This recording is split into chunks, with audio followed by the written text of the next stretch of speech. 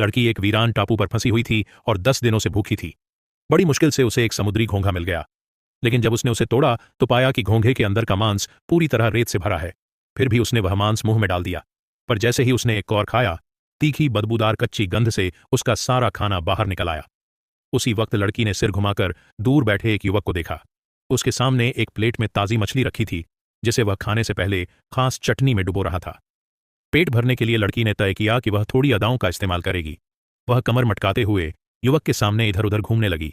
कुछ ही देर में युवक ने उसे अपने पास बुला लिया, लेकिन उसी समय युवक ने लड़की के सामने एक अजीब शर्त रखी। उसने लड़की से कहा कि पहले उसे चूमना होगा।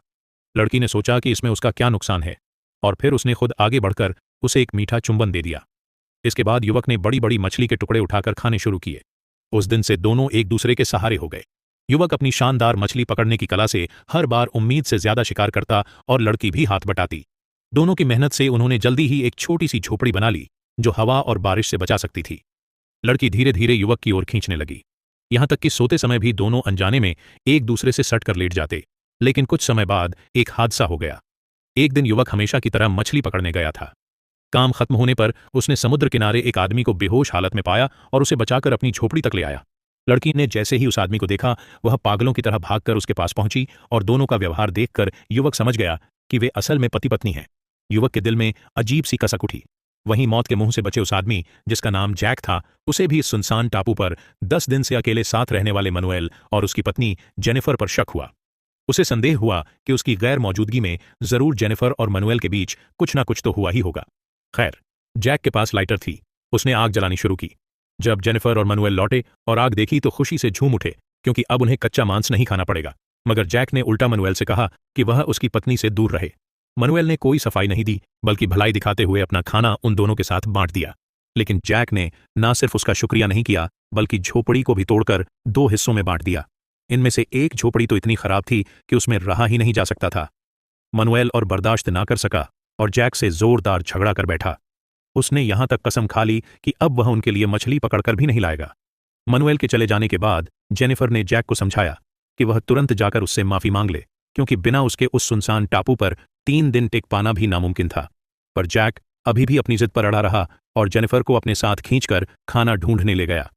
वह किसी भी कीमत पर यह साबित करना चाहता था कि वह अपनी पत्नी की देखभाल खुद कर सकता है। लेकिन जल्दी ही उसे इसका नतीजा भुगतना पड़ा। उनके पास डाइविंग मास्क न होने के कारण वे गहरे पानी में नहीं उतर सकते थे। सिर्फ टापू पर कुछ केकड़े बटोरकर अपनी भूख मिटाते रहे, पर वहां मौजूद अधिकतर जीव जहरीले थे। जैक बुरी तरह से उल्टी करने लगा। वहीं दूसरी ओर मनुएल लगभग हर दिन बड़ी मछलियां पकड़ लेता था। कभी कभी चोरी छिपे पकड़कर कुछ खाना जेनिफर को भी दे दिया करता। बदले में जेनिफर ने मनुएल की मदद करने के लिए चुपके से उसे अपने पति का लाइटर भी दे दिया। पर यह बात जल्दी ही जैक को पता चल गई। जैक को लगा कि मनुएल ने उसका लाइटर चुरा लिया है और उसी गुस्से में एक मुक्का मारकर मनुएल को नीचे गिरा दिया। अंत में वह मनुएल का खाना भी ले गया। तब जाकर मामला ठंडा हुआ। पर जैक की नजर अब मनुएल के डाइविंग मास्क पर थी। एक दिन जब मनुएल घोड़े बेचकर सो रहा था तो जैक चुपके से उसकी झोपड़ी के पास गया और वहां टंगी ड्राइविंग मास्क लेकर उत्साह से गहरे समुद्र में कूद पड़ा। मगर उसने यह सोचा भी न था कि यही काम उसकी जिंदगी की सबसे बड़ी भूल साबित होगी। जब मनुएल उठा और पाया कि उसका मास्क गायब है, तो वह सीधा समुद्र में जैक से अपना हिसाब बराबर करने निकल पड़ा। जेनिफर ने जब यह नजारा देखा तो वह तुरंत मनुएल को रोकने की कोशिश करने लगी, पर न केवल वह उसे रोक नहीं पाई, बल्कि उसी दौरान खुद मनुएल के हवस का शिकार भी हो गई। पहले तो जेनिफर ने मनुएल को रोकने की नाकाम कोशिशें की, पर कहीं ना कहीं उसे भी मनुएल से लगाव हो गया था। जल्दी ही उसने खुद को मनुएल के सामने सरेंडर कर दिया। कुछ घंटों बाद जब जैक लौट कर आया तो उसने डाइविंग मास्क मनुएल की तरफ फेंक दिया और कहा कि उसका मास्क हवा से दूसरी तरफ उधर गया था। हालांकि मनुएल सच्चाई जानता था, मगर फिर भी वह शांत रहा और उसे घूरता रहा। वापस झोपड़ी पहुंचकर जैक ने जब अपनी पत्नी की तरफ देखा तो उसे समझते देर न लगी। जैक गुस्से से भड़क उठा। हालांकि जेनिफर ने उसे समझाने की कोशिश की और कहा कि उसने यह सिर्फ उसकी जान बचाने के लिए किया, वरना मनुएल आज गुस्से में जैक को मार डालता। मगर जैक ने उसकी एक नहीं सुनी। उसने जेनिफर के बाल पकड़कर उसे मनुएल के पास फेंक दिया और दिल ही दिल में कसम खाई कि वह मनुएल को आज नहीं तो कल एक खौफनाक सजा देगा। जैक के पेट में भूख थी। उसने अभी तक ढंग का कुछ नहीं खाया था, इसलिए अब उसे कुछ ना कुछ करना ही था। उसने पहले किनारे पर पड़ी एक कांच की बोतल तोड़ी, फिर पत्थर पर उसका टुकड़ा रगड़कर चिकना कर दिया। फिर उसने प्लास्टिक की पानी की बोतल आग पर रखकर गर्म की जब तक वह नरम ना हो गई। मौका देखकर उसने बोतल के तल को ऊपर की ओर दबा दिया और एक चमड़े की पट्टी से चारों ओर बांध दिया। इस तरह एक साधारण सा काम चलाऊं डाइविंग मास्क बन गया। अब वह पानी के अंदर मछलियां देख सकता था और उसे जीवित रहने की एक छोटी उम्मीद भी मिल गई। डाइविंग मास्क पहनकर जैक ने तुरंत अपना भाला उठाया और एक बड़ी सी मछली पकड़ने के इरादे से समुद्र में कूद पड़ा। भूख से बेहाल जैक ने समुद्र में तैरते तैरते अचानक समुद्र की गहराई में एक डूबी हुई छोटी नाव देखी। जैसे ही उसकी नजर उस पर पड़ी, उसका मछली पकड़ने का मन ही हट गया। उसने तुरंत हाथ में पकड़ा भाला फेंक दिया और पूरी ताकत लगाकर नाव को पलटने की कोशिश की, लेकिन उसकी निराशा का ठिकाना न रहा। नाव के तले में एक बड़ा सा छेद था जिसे किसी भी तरह ठीक नहीं किया जा सकता था। तभी अचानक उसके दिमाग में एक भयानक विचार आया। उसने अपना डाइविंग मास्क और भाला नाव के अंदर रख दिया, फिर रस्सी कंधे पर डालकर समुद्र के भीतर फिजिक्स की ऐसी की तैसी करते हुए बड़ी मुश्किल से नाव को खींचना शुरू कर दिया। कुछ ही देर बाद उसकी सांसें फूलने लगीं और ऑक्सीजन कम पड़ने लगी। मजबूर होकर उसे नाव छोड़नी पड़ी और जल्दी से सतह पर आकर उसने सांस ली। पर हैरानी की बात यह थी कि उसने हार नहीं मानी। गहरी सांस लेकर वह फिर से नीचे गया और नाव को खींचते हुए किनारे की ओर बढ़ने लगा। आखिरकार काफी मशक्कत के बाद वह नाव को पानी से बाहर खींच लाने में सफल रहा और पूरी ताकत लगाकर उसे किनारे तक ले आया। यह देखकर बाकी दोनों भी दौड़कर मदद करने आए, लेकिन जैक इतना थक चुका होने के बावजूद उन्हें नाव के पास भटकने भी नहीं देना चाहता था। वह नाव को दूर ले गया और फिर किसी धारदार चीज से नाव के टूटे हिस्से को भरने की कोशिश करने लगा। अजीब बात यह थी कि उसे पता था कि नाव को चाहे जितना मरम्मत कर ले, उससे समुद्र पार नहीं किया जा सकता। भूख से उसका पेट पीठ से चिपका जा रहा था, फिर भी वह बेहद ध्यान और गंभीरता से मरम्मत करता रहा। दूसरे दिन तक उसने प्लास्टिक की शीट से छेद को बंद कर दिया और यहां तक कि एक खींचने सिकुड़ने वाली पाल भी बना ली। हैरत की बात यह हुई कि उसकी मेहनत सफल रही और नाव सचमुच ठीक हो गई। यह देखकर मनुएल घबरा गया, क्योंकि इस टापू पर फंसने से पहले वह सिर्फ जहाज पर एक मामूली कर्मचारी था। अगर जैक सचमुच वापस जाकर मदद ले आया तो उसे छोड़ेगा नहीं। अगले दिन जब जैक मछली पकड़ने गया हुआ था, तब मनुएल और जेनिफर ने मिलकर उसकी नाव चुराकर वहां से भागने का प्रोग्राम बनाया। कुछ ही देर में दोनों ने छोटी नाव को किनारे तक धक्का दिया। हालांकि जैक ने तुरंत उन्हें देख लिया, लेकिन दूरी के कारण वह समय पर उन्हें रोक नहीं पाया।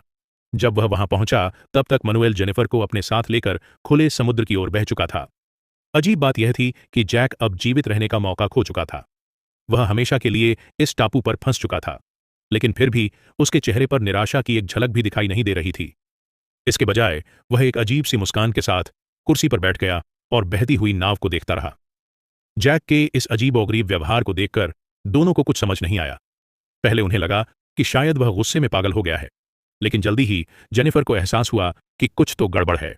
तभी दोनों ने देखा कि जैक ने नाव को असल में ठीक किया ही नहीं था। नाव कुछ ही देर में डूबने वाली थी। जान बचाने के लिए दोनों ने समुद्र में छलांग लगाई और पूरी ताकत से टापू की ओर तैरने लगे।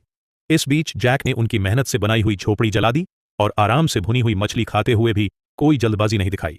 दूसरी तरफ जेनिफर और मनुएल तैरते तैरते थक कर चूर हो चुके थे, पर फिर भी उन दोनों ने हार नहीं मानी और किसी तरह टापू पर वापस आ पहुंचे।